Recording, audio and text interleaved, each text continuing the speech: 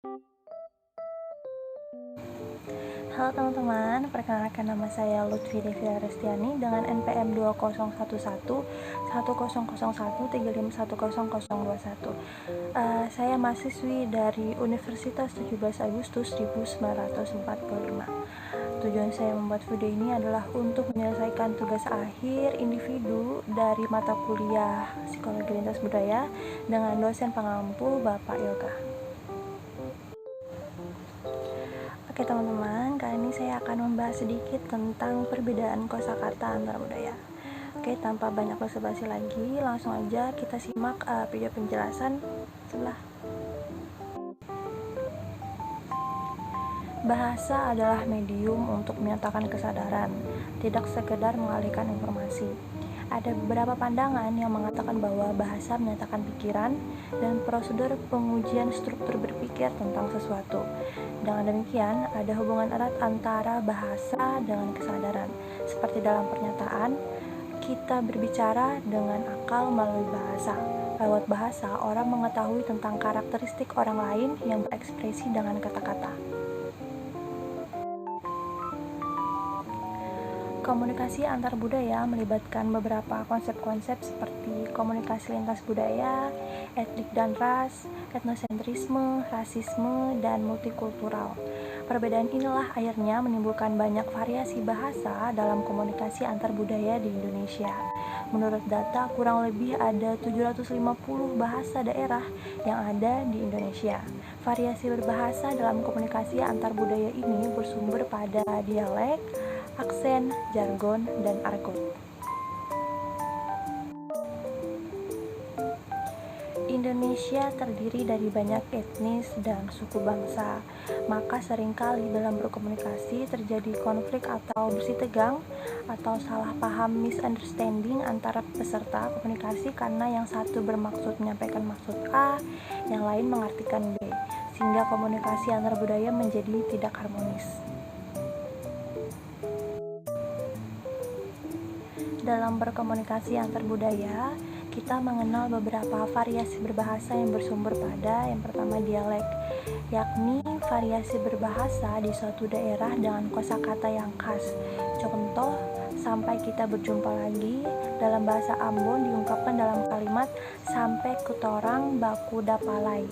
Untuk arti yang sama dalam bahasa Melayu, Kupang diungkapkan sampai ketong baketemu lagi. Nah, teman-teman, berikut ini adalah contoh lain dari berdialek. Oh iya, nama saya Matthew. Namaku Jocelyn. Siapa yang namanya? Saya Matthew. Oh iya. Salam kenal. Salam kenal.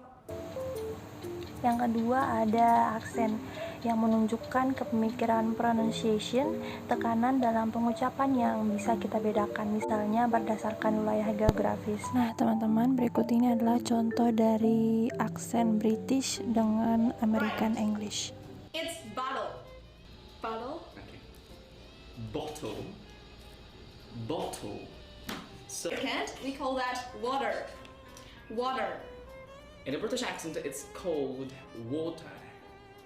Water. Yang ketiga ada jargon, yaitu sebuah unit kata atau istilah yang dibagikan atau dipertukarkan oleh mereka yang sama profesinya atau pengalamannya. Contoh istilah bumil atau ibu hamil. Ada juga contoh lain untuk jargon itu, misalnya kayak baper atau bawa perasaan.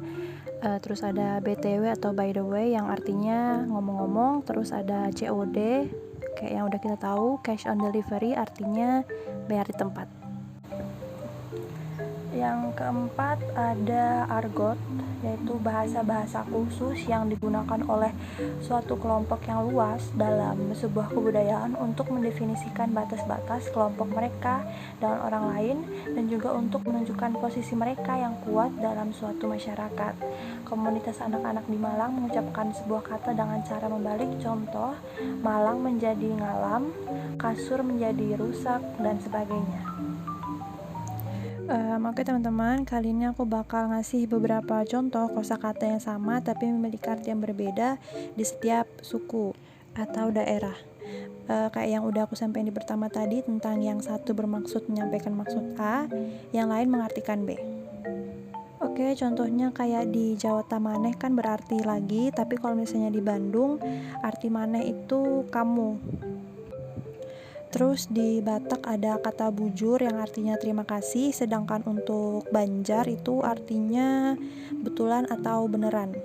Berikut ini adalah contoh percakapan antara bahasa Indonesia dengan bahasa Banjar yang memiliki kata yang sama tapi memiliki makna yang berbeda. Oh gila, bujuran nyaman ih. Aku anak pulang nih nukar. Kenapa kamu cepat-cepat mau pulang? Kan kamu baru aja sampai ke sini. Lain kayak itu. Aku hendak pulang nukar wadah ini. Nyaman. Aja dong dulu kamu pulang, kan baru aja sampai di sini. Nah, dari yang udah kalian tonton tadi, arti kata pulang di Indonesia dan Banjar itu memiliki makna yang berbeda. Untuk di Indonesia sendiri, arti pulang adalah pulang, sedangkan pulang di Banjar adalah lagi. Oke teman-teman, akhirnya kita sampai juga di penghujung video tentang sedikit pembahasan tentang perbedaan kosakata antar budaya. Kurang lebihnya mohon maaf. Sampai jumpa di next video. Sekian dan terima kasih.